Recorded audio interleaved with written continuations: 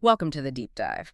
Today we're taking a closer look, a deep dive, into the really extraordinary and often, well, contradictory life and legacy of actor Michael Madsen. He passed away yesterday, July 3rd, 2025, at 67. The sources you've shared, they go way beyond the headlines, revealing some surprising depths as to his career, his personal journey. So our mission here is really to pull out those unexpected nuggets of insight. Yeah, exactly. And this deep dive, it's really about trying to connect those dots, Hmm. the iconic roles everyone knows, but also his lesser known artistic side to give you a really full picture of, well, a genuinely complex figure. Okay, let's try and unpack this then. For so many of us, I think, Michael Madsen, that indelible image, it was forged in one unforgettable scene. Vic Vega, Mr. Blonde, Mr. Blah. in Tarantino's Reservoir Dogs back in '92, a cult classic, obviously. You know the one, you mean the ear-cutting scene? It was just, it had this quiet menace, a raw gravitas, a grit. It really cemented his place. Oh, absolutely. Yeah. That performance, it wasn't just memorable. It kind of set his signature style, didn't it? He didn't need big, showy things. The intensity was just simmering there. A threat. It made him Hollywood's go-to guy for that certain kind of unpredictable danger. Yeah. That really set the stage, I think, for his whole career, his presence. And clearly that intense thing resonated with Quentin Tarantino because, I mean, they worked together again and again. Right. Madsen became almost a fixture in that Tarantino universe. You had Kill Bill, both volumes 1 and 2. Yep. Hateful Eight. The Hateful Eight, right? Yep. And even that small part, the cameo in Once Upon a Time Yeah. in Hollywood. But like you said, that's really just scratching the surface, isn't it? Totally. If you look at the bigger picture here, Yeah. it's kind of astonishing how much work he actually did beyond those big iconic roles. Over 300 credits. 200. Yeah. Across film, TV, even voice acting, starting way back in the early 80s. And think about the sheer range there. You go from, the gritty streets of Donnie Brasco to a family film like Free Willy. I mean, talk about different. Then you've got Sin City, that neo-noir look, the Doors rock drama, and he even popped up in Scary Movie 4. Wow. It's not just a long list. Yeah. It really speaks to an incredible work ethic and adaptability, too, in an industry that loves to typecast. Over 300 credits is, yeah, that's an incredible volume. But okay, here's where it gets, for me, really interesting. Beyond the tough guy stuff.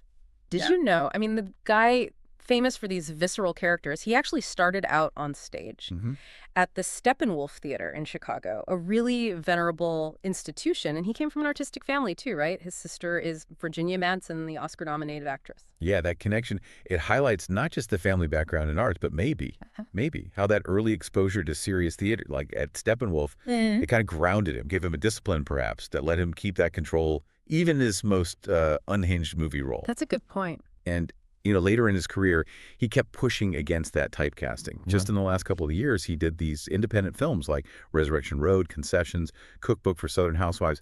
It wasn't just about finding work. It shows an artist really trying to push beyond the expected persona. And digging even deeper, you find this, well, an even starker contrast. This man, known for gravitas, for menace, he had this deep passion for poetry.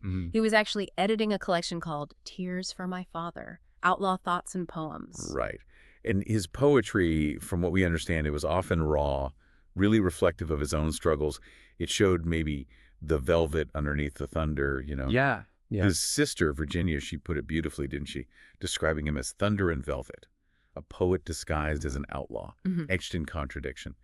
That duality, I think, really shaped his legacy. And well, we also have to acknowledge his life, especially the last few years, it wasn't without some very public struggles. Yeah. He faced battles with addiction, there were financial problems, legal challenges, those domestic battery charges back in August 2024.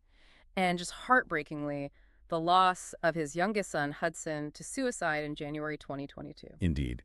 And those personal struggles, they're undeniably part of his story, his complex identity. His legacy isn't just the roles he played, right? It's also about the human experience he embodied, the highs and the lows. His death, confirmed as cardiac arrest at his home in Malibu, no foul play suspected. It marks the end of a really unique journey. So what does this all mean for you listening? Michael Madsen, he was truly one of Hollywood's most magnetic, most complex figures. He consistently delivered performances with that signature gravitas, that grit we talked about. But as we've seen, he was also this multi-dimensional artist, always evolving, often in surprising ways. And it kind of raises an important question for you to think about, doesn't it? How do artists like Madsen maybe use their own struggles, their contradictions, to put deeper meaning into their work, whether it's on screen or maybe through poetry. What other hidden depths might we find in the public figures we think we know if we just look a little closer? Yeah, definitely something to consider. We really encourage you to explore further. Maybe go back and watch that unforgettable Reservoir Dogs scene again, or look into his later